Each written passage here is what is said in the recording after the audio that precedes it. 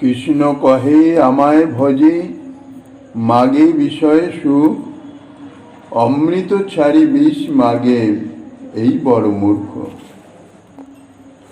আমি বিজ্ঞ, এই মূর্খে বিষয়ে কেন দিব, স্বচরণামৃত দিয়া বিষয়ে পুঞ্জাইব, বিষয়ে ভুলাইব। কলিযুগ পাবন অবতার পরম করুণাময় শ্রী শ্রী গৌরাঙ্গ সুন্দরীর পরম অন্তরঙ্গ প্রিয় পার্শ্বদ বর্জ পূজ্যপাদ শ্রীল কৃষ্ণদাস কবিরাজ গোস্বামী মহাশয় তাহার শ্রী শ্রী চৈতন্য চরিতামৃত নামক শ্রী গ্রন্থের মধ্য লীলার দ্বাবিংশ পরিচ্ছেদে সনাতন শিক্ষা প্রসঙ্গে অভিধেয় তত্ত্ব বর্ণনা করিতেছেন। ইতিপূর্বে প্রভু বলেছেন, অন্নকামী যদি করে কৃষ্ণের ভজন, না মাগিতেও কৃষ্ণ তারে দেন সচরণ। এখন কেন অন্নকামী অন্ন বাসনা থাকা সত্ত্বেও তিনি তাকে নিজের চরণামৃত অর্থাৎ শ্রীচরণ সেবা প্রদান করেন, সে সম্বন্ধে বলছেন এই দুই পয়ারে। শ্রীকৃষ্ণের বিচার করে থাকেন, লোকটি বড়ই মূর্খ, ইহার হিতাহিত জ্ঞান মোটেই নাই। অর্থাৎ কি আমার নিকট প্রার্থনা করা উচিত, কি ইহার একান্ত পরম মঙ্গলকারী, এ সম্বন্ধে তার যথার্থ জ্ঞান নাই। যদি সে জ্ঞান থাকত, তবে লোকটি আমার ভজন করিতেছে, কিন্তু আমার নিকট বিষয়ে চাইবে কেন? ভক্তি মুক্তি ইত্যাদি কেন সে চাইবে? কারণ আমার নিকটে অমৃত আছে, চাইলেই সেই অমৃত সে পেতে পারে। কিন্তু সে অমৃত না চেয়ে সে চাইতেছে বিষয়ের বিষ। তাহলে আমার নিকট অমৃত থাকা সত্ত্বেও সে আমার ভজনা করে আমার নিকট থেকে বিষ প্রার্থনা করিতেছে, ইহা তাহার অজ্ঞতার পরিচয়। এত বড় মূর্খ আর হয় না। বিষয় সুখকে এখানে বিষ বলে তুলনা দিয়েছেন, উপমা দিয়েছেন। বিষয় সুখ ভোগকে আমায় ভজে মাগে বিষয় সুখ, বিষয় সুখকে বিষ বলে, কেননা পরবর্তীতে বলছেন অমৃত ছাড়ি বিষ মাগে। তাহলে বিষয় সুখকে এখানে প্রভু সরাসরি বিষ বলে আখ্যা দিয়েছেন। বিষ বলে আখ্যা দেওয়ার কারণ কি? বিষয় সুখ মানে জড়জাগতিক বিষয় সুখ হতে পারে, অথবা পারমার্থিক বিষয় সুখ মানে মোক্ষ বাঞ্ছা, ভক্তি মুক্তি ইত্যাদিকেই ভক্তি মুক্তির সম্বন্ধে প্রভু একথা বলিতেছেন। কারণ ভক্তি মুক্তি সিদ্ধি কামী, এদেরই অন্য কামী বলা হয়। ইহারা শ্রীকৃষ্ণের চরণ সেবা চায় না, ভক্তি মুক্তি এবং সিদ্ধি তাহাই প্রাপ্ত হতে চায়। তার মধ্যে সবচেয়ে নিকৃষ্ট হচ্ছে ভক্তি, জড়জাগতিক বিষয়। সাধারণত সকামী ভক্তি তারা শ্রীকৃষ্ণ ভজন করেন, কিন্তু তারা জড়জাগতিক সুখ স্বাচ্ছন্দ্য ইত্যাদি অর্থাৎ জড়জাগতিক বিষয় সম্বন্ধেই প্রভুর চরণে প্রার্থনা করেন নিরন্তর।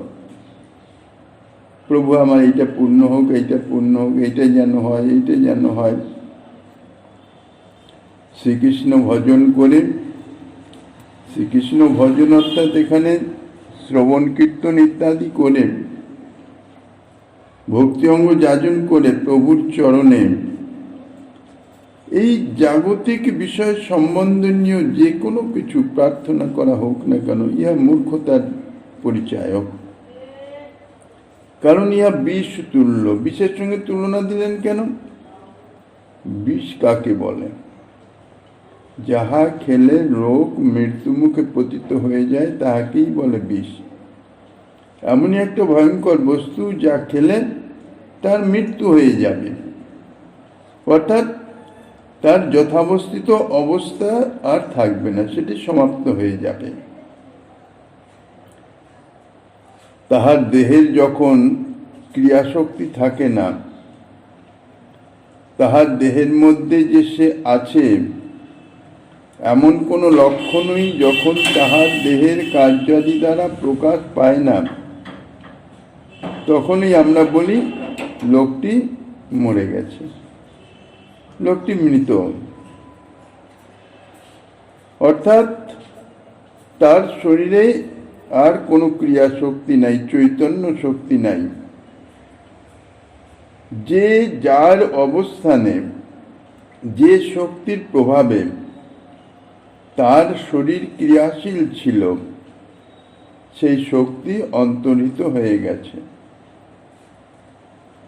শরীর যেমনকার তেমনই আছে, কিন্তু সেই অন্তর্নিহিত সেই চৈতন্য শক্তি সেটি নেই, যার জন্যে আমরা বলি সে মৃত হয়ে গেছে। অর্থাৎ বিষ খেলে এরকম অবস্থা হয়ে যায়।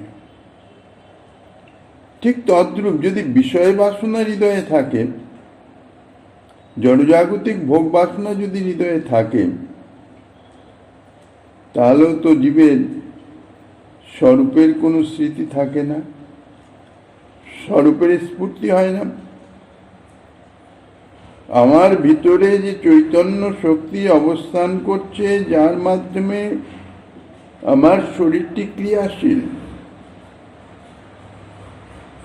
যাকে জীবন্ত বলা হয়, সেই যে স্বরূপ শক্তি, অর্থাৎ আমার যে স্বরূপ, সেই স্বরূপের স্মৃতি তো আমার থাকে না। দেহকেই আমি এই অনুভব থাকে,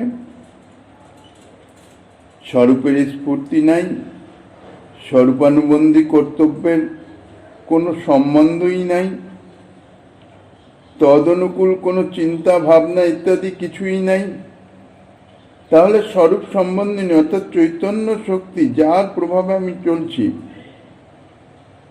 তার সম্বন্ধে কোনো জ্ঞান নাই, তাই তো মৃত তুল্যই।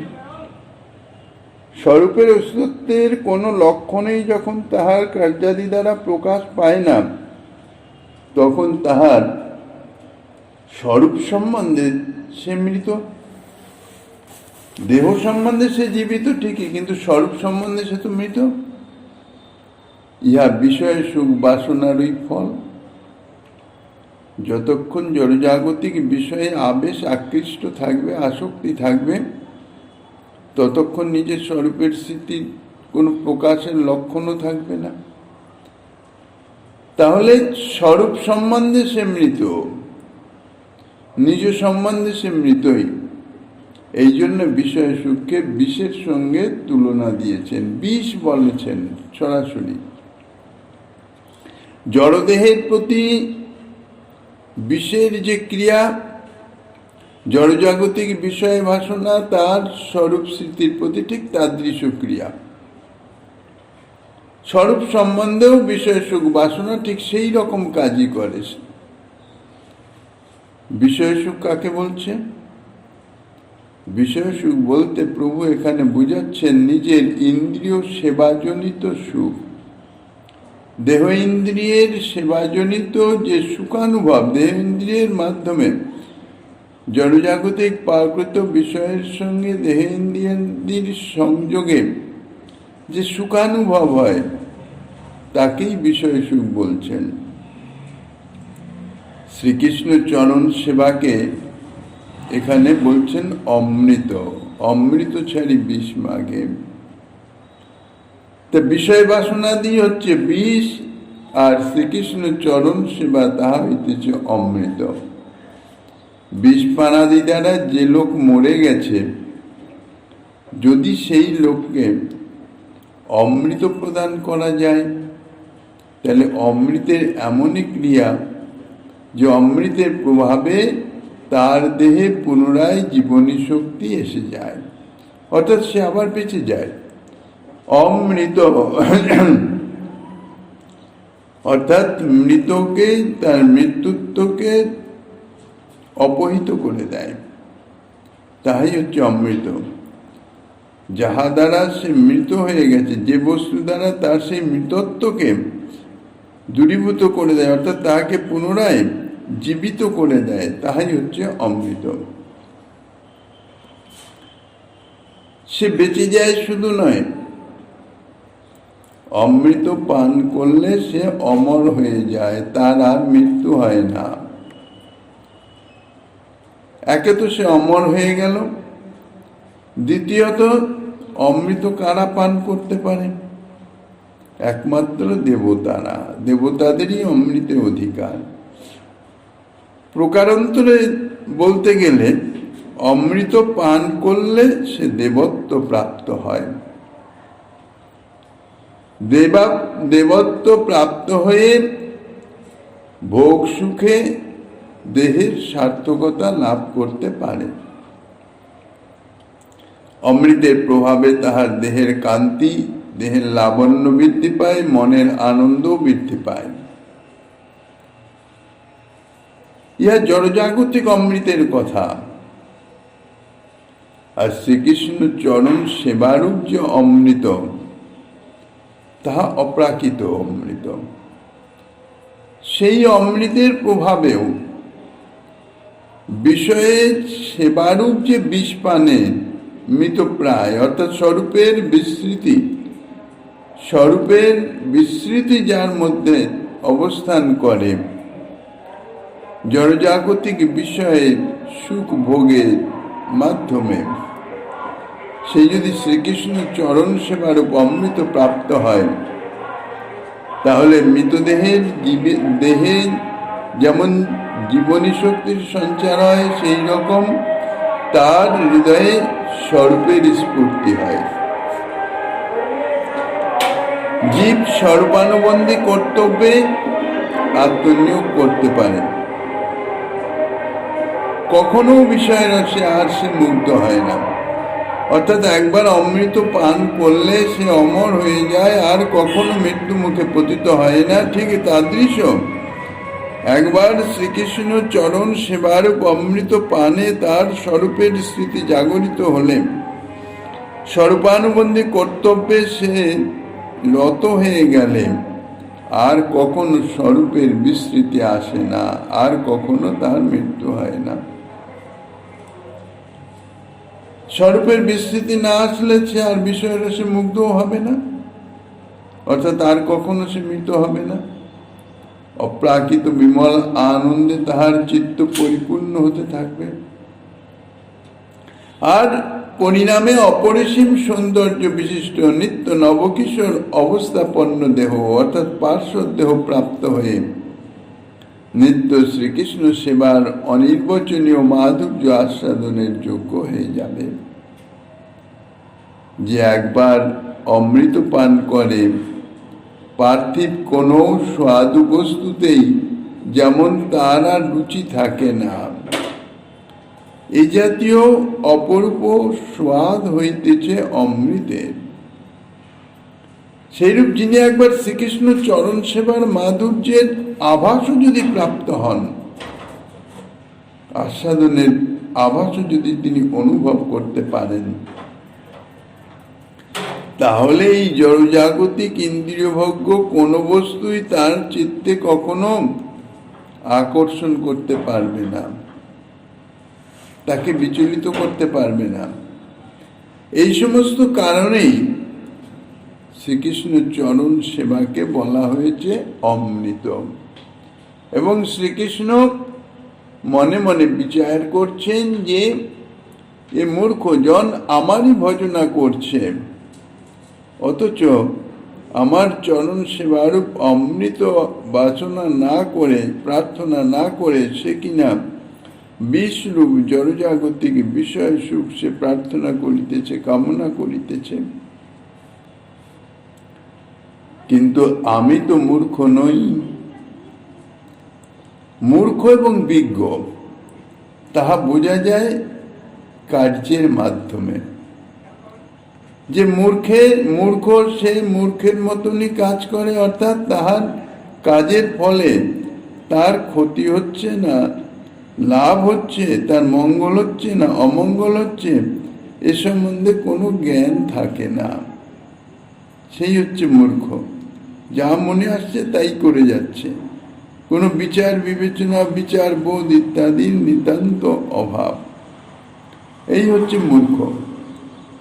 আর বিজ্ঞ, যার সে জ্ঞান বিদ্যমান আছে, যেটি যথার্থ মঙ্গলজনক, অর্থাৎ বুদ্ধি বিবেচনা করে যাহা যথার্থ মঙ্গলজনক সেই কার্যই সে করে, অমঙ্গলজনিত কার্য সে কখনো করে না। অর্থাৎ প্রতি মুহূর্ত প্রতিনিয়ত সে বিচার করে কাজ করে, এই জন্যই সে বিজ্ঞ। তা শ্রীকৃষ্ণ মনে মনে বিচার করছেন, আমার ভজনা করছে অথচ বিষয় সুখ সে কামনা করছে, সে মূর্খ। কারণ কিসে তার মঙ্গল হবে কিসে অমঙ্গল হবে তা সে জানে না, সে বোধ তার নাই, সে জ্ঞান তার নাই, এই জন্য সে মূর্খ। তাই যেখানে অমৃত পাওয়া যায় সেখানে অমৃত না চেয়ে সে বিষ চাইতেছে। কিন্তু আমি তো মূর্খ নই, আমি তো বিজ্ঞ, আমি তো জানি কিসে তার যথার্থ মঙ্গল হবে কিসে তার অমঙ্গল হবে। যেমন স্নেহময়ী জননী, তিনি জানেন তার অবোধ বালকের কিসে মঙ্গল কিসে অমঙ্গল।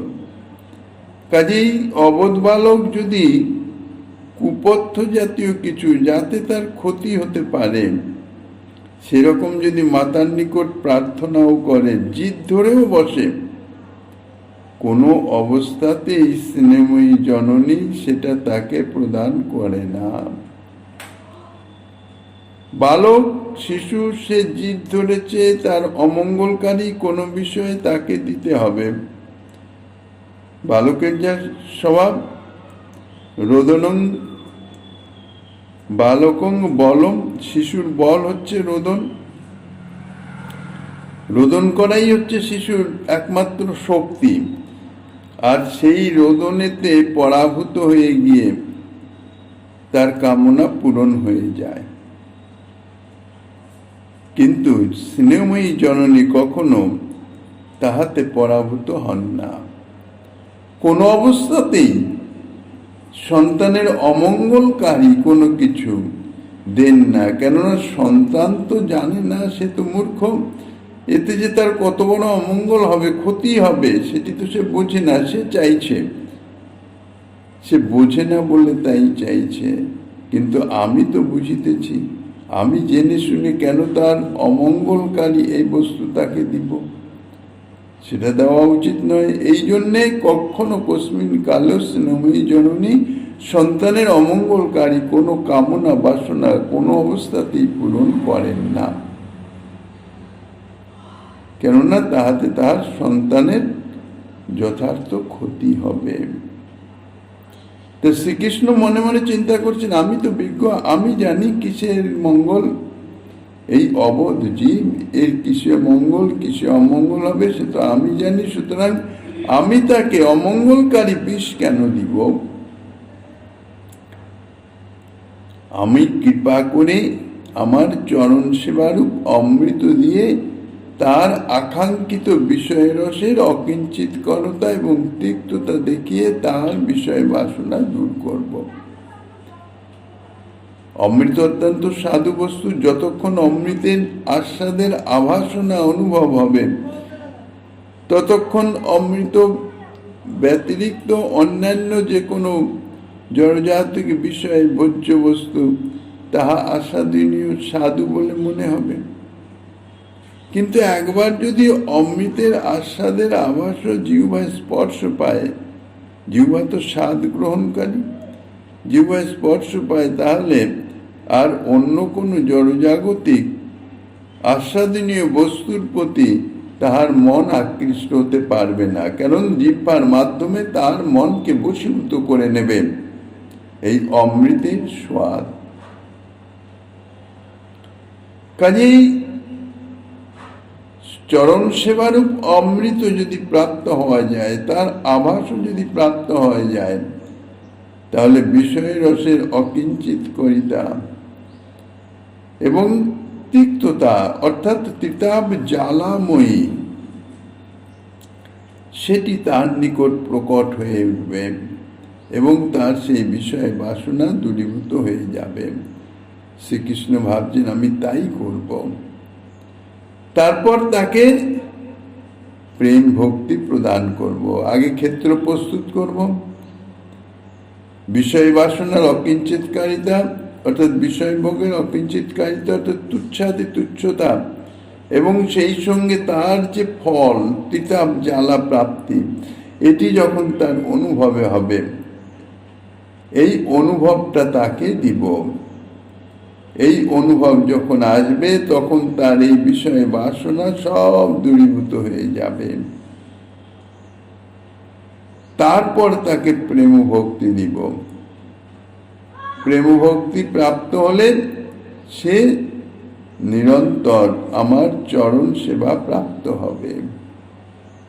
কেননা প্রেমেই তো বশ তিনি, প্রেমৈক বশ্য তত্ত্ব। বিনা প্রেমে তো তার চরণ সেবা প্রাপ্ত হওয়া যায় না। এই জন্য প্রেম প্রয়োজন, সেই প্রেম আমি তাহাকে দিব। আর সেই প্রেম ভক্তি প্রাপ্ত হলে তার যত কিছু চাওয়া পাওয়া অর্থাৎ সুখ বাসনা সমস্ত কিছু তার দূরীভূত হয়ে যাবে।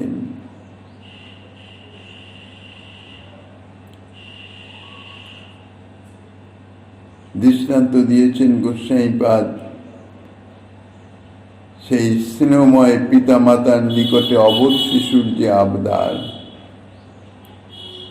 অবোধ শিশু নিজের খেয়াল বশত স্নেহময় পিতামাতার নিকটে অনেক জিনিসই চেয়ে থাকে, যেটা দেখে সেটাই চায়।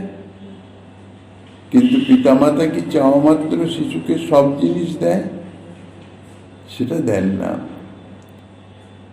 শিশু দেখতে সুন্দর বলে যদি একটি বিষাক্ত জিনিস চেয়ে বসে, আর পিতামাতা জানেন যে এটাই বিষাক্ত, এতে আমার সন্তানের মৃত্যু হবে,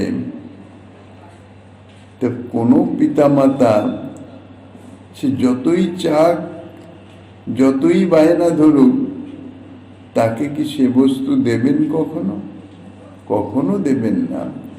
শিশু বুঝে না, সে অবোধ, কিন্তু পিতামাতা তো বোঝেন। ওই জিনিসটি তাহাকে দিলে যদি তার দেওয়া মাত্রই সে তা মুখে দিবে, আর মুখে নিশ্চয় দেবে, কেননা শিশুর এটা স্বভাব। শিশু যাই পায় সেটি আগে মুখে দিয়ে থাকে। তাহলে তো বিষের ক্রিয়া, তার প্রাণ নষ্ট হয়ে যাবে। তাই সন্তান বৎসল পিতামাতা তাহাকে তাহা কখনো দেন না, কোনো অবস্থাতেই দেন না। কিন্তু ছোট ছেলের যখন কোনো জিনিসের জন্য জেদ হয়, তখন সে তা না পারলে কোনোভাবেই ছাড়তে চান না। অন্য জিনিস সাক্ষাতে আনলেও জেদের বশবর্তী হয়ে সে তাহা নিতে চায় না। হাতে দিলে সঙ্গে সঙ্গে দূরে ছুঁড়ে ফেলে দেয়। আমি যেটা চাইছি ওইটি চাই, অন্য কোনো জিনিস আমি নেব না। তাই পিতামাতা শিশুকে কোলে নিয়ে নানা রূপে আদর যত্ন করে তার প্রার্থিত জিনিসের পরিবর্তে অন্য একটি আরো উত্তম বস্তু দূর থেকে শিশুকে দেখিয়ে আস্তে আস্তে তাহাতে তাহার লোভ জন্মায়। সঙ্গে সঙ্গে দিয়ে দেন না, আস্তে আস্তে একটা লোভ জন্মায়। অর্থাৎ নতুন জিনিস যখন পিতামাতা দেখান, তারপরে এটা তো দেখি নাই, তখন তার প্রতি একটা আকর্ষণ আসে। সেই আকর্ষণটি সঞ্জীবিত করার জন্য, বাড়াবার জন্য, বৃদ্ধি করবার জন্য পিতামাতা নানা কৌশল করেন, কৌশলের আশ্রয় নেন, যাহাতে তার সন্তানের যে বস্তু সে প্রার্থনা করছে, যে বস্তুর প্রতি তার আসক্তি, সেই বস্তুর প্রতি আসক্তি না থেকে এই বস্তুর প্রতি আসক্তি আসে। আসক্তি আসে কোত্থেকে? লোভের থেকে। লোভ থেকেই তো আসক্তি হয়। অর্থাৎ একটু লোভ জন্মায়। যখনই একটু লোভ জন্মাবে, এখন তো তার মন বুদ্ধি সমস্ত একাগ্রভূত হইতেছে তাহার কামনীয় বস্তুর প্রতি। আর যে মুহূর্তে অন্য বস্তুর প্রতি একটু লোভের আভাসও আসবে, তখন কি হবে? সে পূর্ববর্তী যে প্রার্থিত বস্তুটা সেটি ভুলে যাবে। নতুন যে বস্তুটি তার সম্মুখে, সেটি পাওয়ার জন্যে তার মন বুদ্ধি চিত্ত সেই দিকে আকর্ষণ হবে। একটু লোভ জন্মালেই সে তার প্রার্থিত বস্তুর কথা, অর্থাৎ যে বিষয়ে সুখরূপ যে প্রার্থিত বস্তু, তার কথা ভুলে যাবে। তখন পিতামাতার প্রদর্শিত জিনিসটি পাবার জন্যে হয়তো জেদ করতে থাকেন। সবসময় এমন জেদই করে যে ইহার পরিবর্তে তাহার পূর্ব প্রার্থিত বস্তুটি দিতে গেলেই শিশু তা নিতে চান না। বিষয় সুকামী ভক্তের সম্বন্ধ পরম করুণ শ্রী ভগবানের এইরূপই ব্যবহার। তিনি ভক্তকে বিষ দিতে চান না। বিষ দিয়ে তাহার নিত্যদা শতভাগ্য মায়ামুগ্ধ জীবকে আর তিনি দূরে সরিয়ে রাখতে চান না।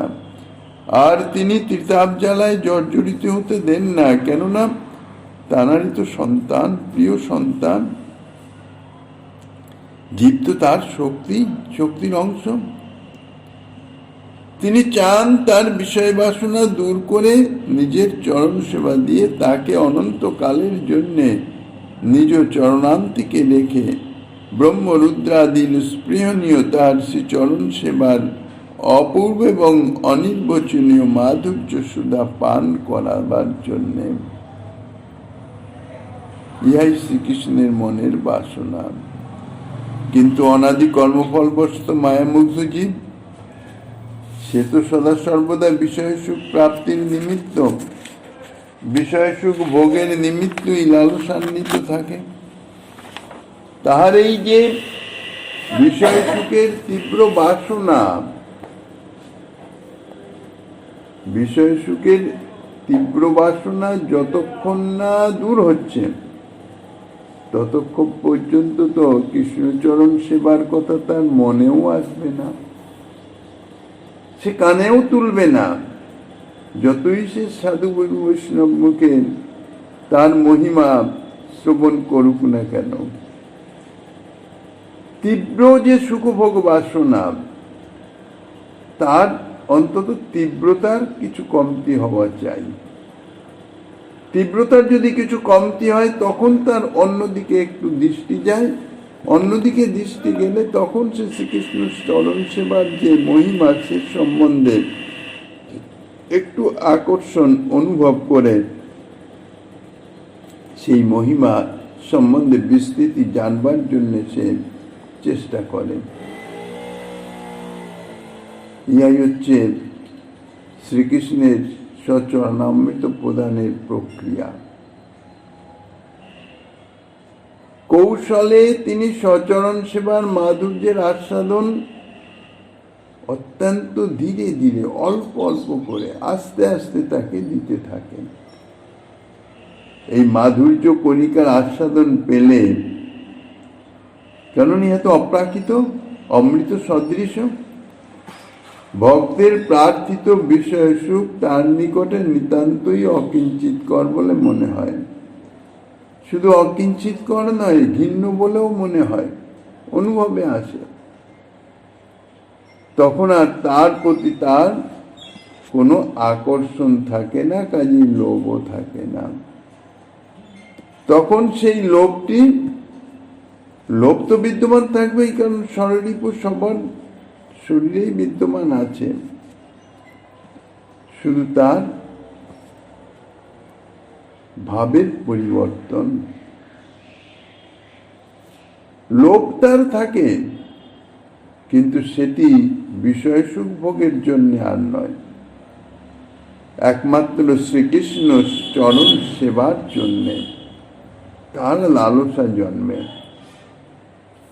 শ্রী ভগবান নিজ চরণামৃত প্রদান করে তার বিষয় ভুলিয়ে দেন। তার দৃষ্টান্ত হচ্ছে ধ্রুব মহারাজ।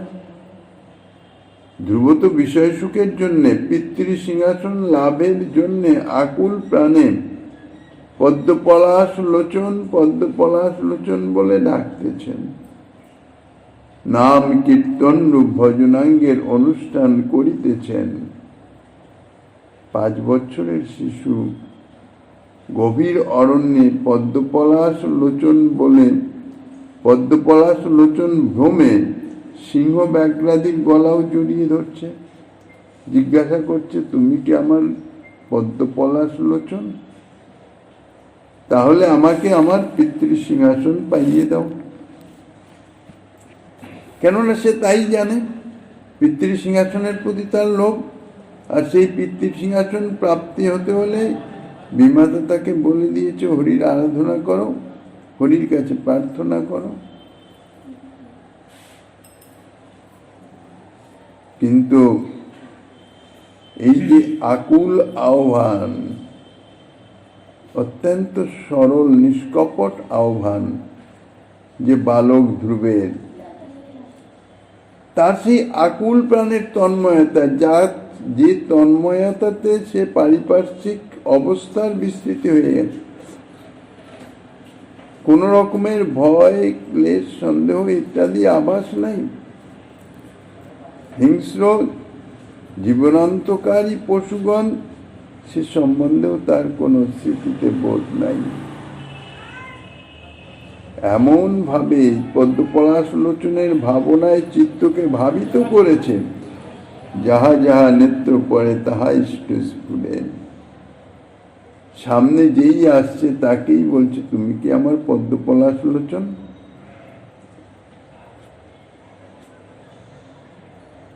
এখন পদ্মপলাশ লোচন তারই আকুল আহ্বানে আর স্থির থাকতে পারলেন না।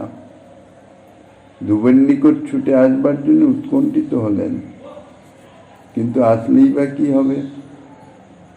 ধ্রুবের হৃদয়ে যে তীব্র বিষয় বাসনা, সেই বিষয় বাসনা যতক্ষণ হৃদয় থেকে দূরীভূত না হচ্ছে, ততক্ষণ তো ধ্রুব দর্শন করতে পারবে না, দর্শন পাবে না তো।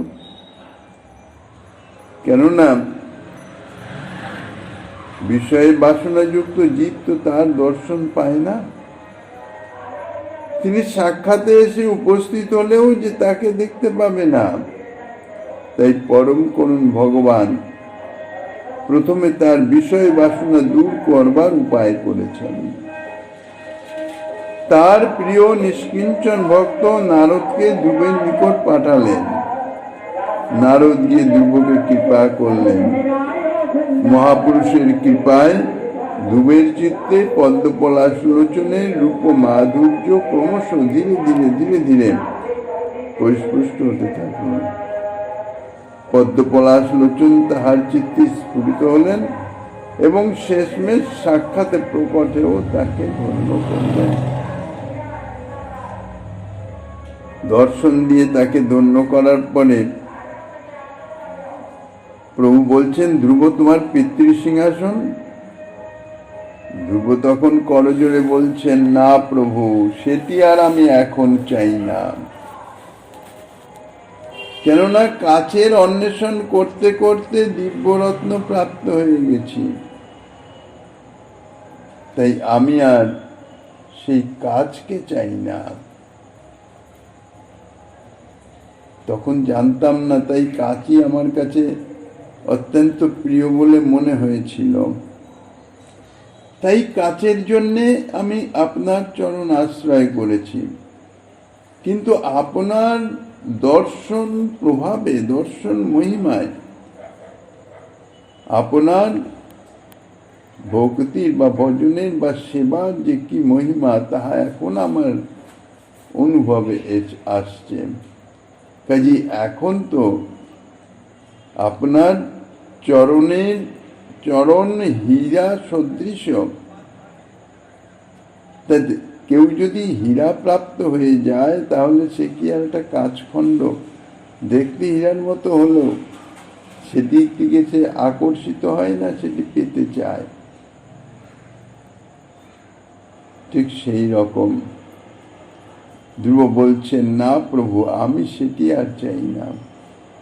কাচের অন্বেষণ করতে করতে দিব্যরত্ন প্রাপ্ত হয়েছি, আর আমি কাজ কোনোভাবেই নেব না প্রভু। আপনি বলতে পারেন, তুমি তো পিতৃ সিংহাসন প্রাপ্তির নিমিত্তই আমাকে ডাকছিলে, অর্থাৎ বিষয় সুখের জন্যই আমাকে ডেকেছিলে। কাজে তুমি তো বিষয় সুখের জন্য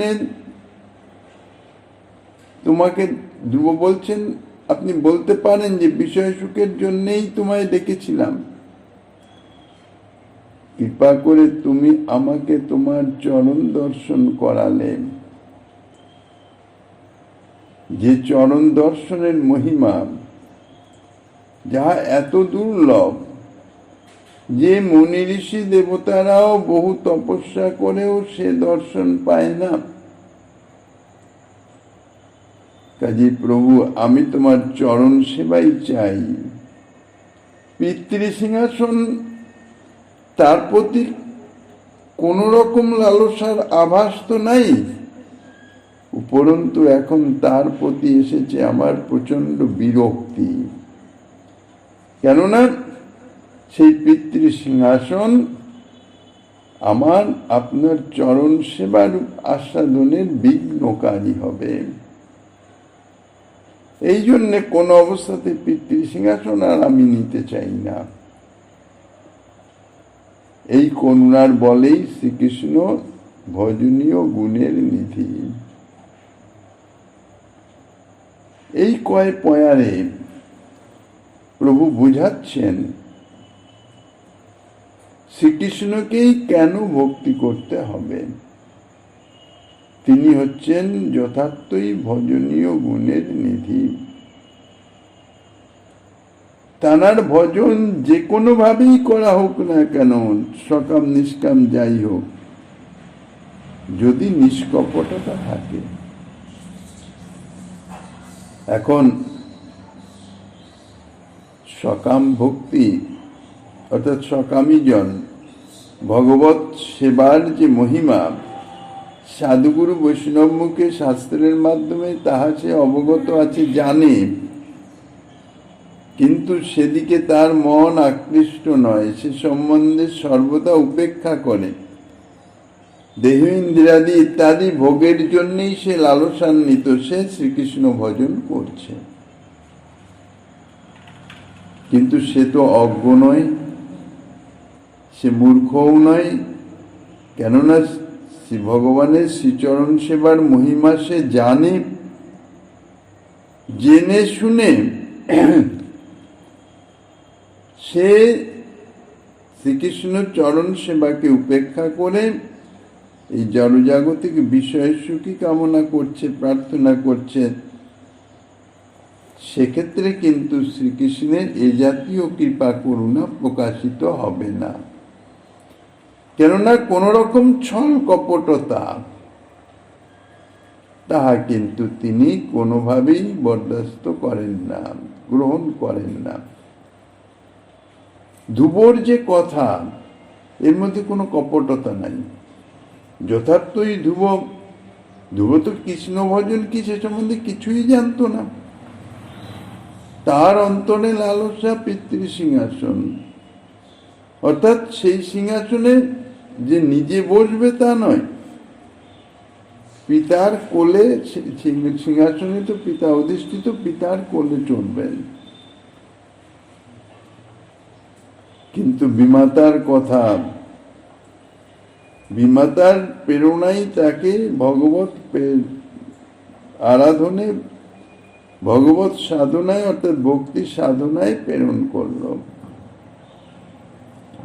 আর প্রভুর কৃপাতে নারদ ঋষির মতন গুরুদেবের কৃপা প্রাপ্ত হয়ে সে তীব্র ভজনে রত হয়ে গেল।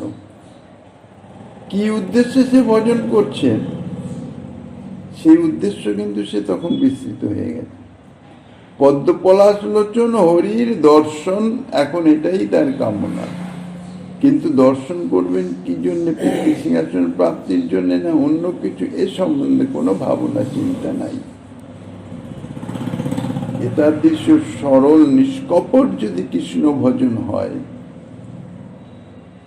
তাহলে শ্রী ভগবান কৃপা করে তার চিত্তে নিজের সচরণ মহিমা রূপ যে জ্ঞান তাহা প্রদান করেন এবং তার প্রতি আকর্ষণ করিয়ে তাকে সেই প্রেম ভক্তির মাধ্যমে নিজস্ব চরণ সেবা প্রদান করেন।